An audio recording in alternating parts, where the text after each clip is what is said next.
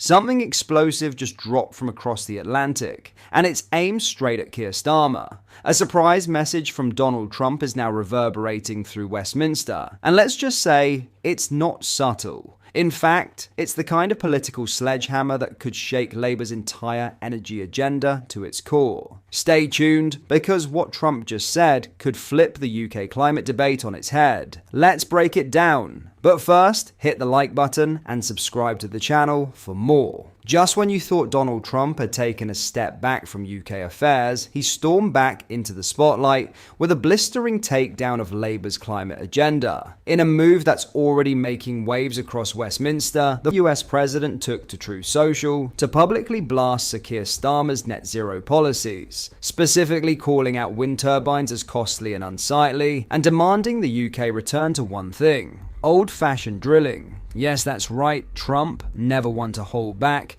is now urging Britain to abandon its obsession with green energy targets and instead start tapping into the vast oil reserves beneath the North Sea. And in typical Trump fashion, he didn't mince his words. Here's what he posted, and we quote, "Our negotiated deal with the United Kingdom is working out well for all. I strongly recommend to them, however, that in order to get their energy costs down, they stop with the costly and unsightly windmills and incentivize modernized drilling in the North Sea, where large amounts of oil lay waiting to be taken. A century of drilling left, with Aberdeen as the hub. The old-fashioned tax system disincentivizes drilling rather than the opposite. The UK's energy costs would go way down, and fast. Let's break that down. Trump's basically calling out the entire net zero plan as a financial disaster, warning that the current Labour trajectory, if continued, could send UK energy prices soaring even higher. He's pitching a very different vision: drill more, ditch the wind farms, and restore Aberdeen as the powerhouse of Britain's energy future. It's a bold intervention, but not a surprising one. This is a man who made Drill Baby Drill a cornerstone of his 2024 campaign trail. Trump's whole energy platform revolves around natural resource dominance, energy independence, and slashing consumer costs by maximizing domestic production. Now, he's exporting that message across the Atlantic, right to Keir Starmer's doorstep. And let's be honest, his timing is tactical. Labour is under growing pressure over its green energy ambitions. Many experts and industry insiders have warned that the cost of moving to net zero too quickly, especially with unreliable wind and solar infrastructure, could be catastrophic for working class families already grappling with high bills. Add to that a complex tax system that disincentivizes traditional energy exploration, and you've got a perfect recipe for what Trump sees as an avoidable crisis. His message to Starmer: forget photo ops with solar panels.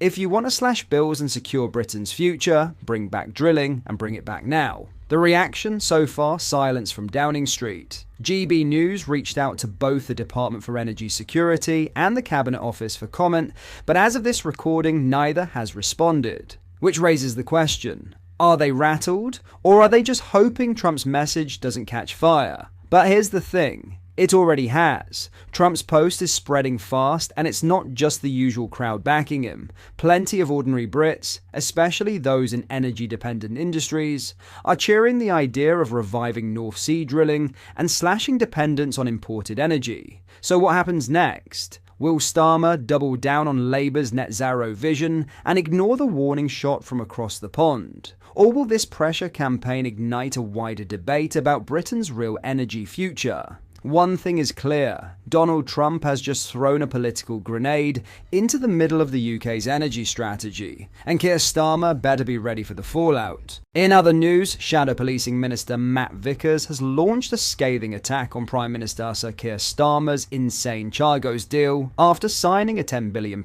agreement. In an announcement on Thursday, the Labour leader confirmed Britain's newly signed deal with Mauritius on the future of the Diego Garcia base, claiming the staggering cost was part and parcel of Britain's global reach. Starmer claimed, "If we did not agree this deal, the legal situation would mean that we would not be able to prevent China or any other nation setting up their own bases on the outer islands or carrying out joint exercises near our base." Speaking to the media, Vickers hit out at the deal and declared the multi-billion-pound agreement is a disaster. Vickers fumed. It's £101 million a year, over 99 years. That's a hell of a lot more than £3.4 billion. We've heard several numbers from the government on this, but this is the nearest guesstimate that's been come to. £101 million, whatever it is, it's the wrong deal. It's a deal that shouldn't be going ahead. We're literally giving something back and then paying to lease a military base. It's insane. Imagine what you could be doing with that money. When pressed by host Ellie Costello on the Conservatives opening the can of worms with the Chagos negotiations, Vickers stressed that the Tories would never have gone in with this path of negotiation. Vickers explained, "We have dialogues with countries across the globe who ask lots of things at lots of times. We would never have gone in with this. It was just not a thing. It's a bad deal for Britain. When Labour negotiates, Britain loses." We've seen it with Chagos, this absolutely ridiculous deal that is going to cost the taxpayers of the UK a fortune. We've seen it with the EU negotiations that are underway. We've seen it with the India trade deal that's seen British workers being taxed to the eyeballs whilst Indian workers get tax breaks. It is utter chaos when Labour negotiates, Britain loses.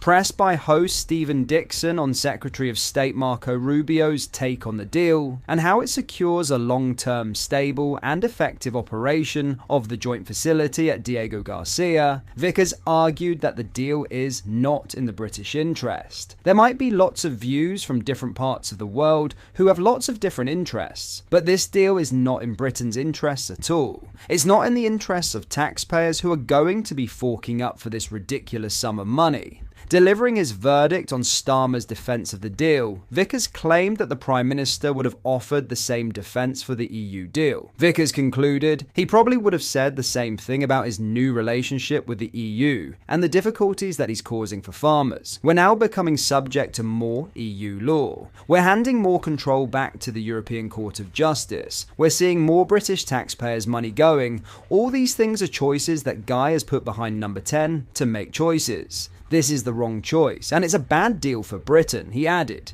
It is a negotiation, it is a deal, it is a bad deal. No court anywhere has told him that he needs to hand over £101 million every year for the next 99 years. No one has told him that. He should be fighting for Britain's interests. In conclusion, Matt Vickers' fierce criticism of the Chagos deal underscores a deepening political divide over Britain's foreign and defence policy under Sir Keir Starmer's leadership.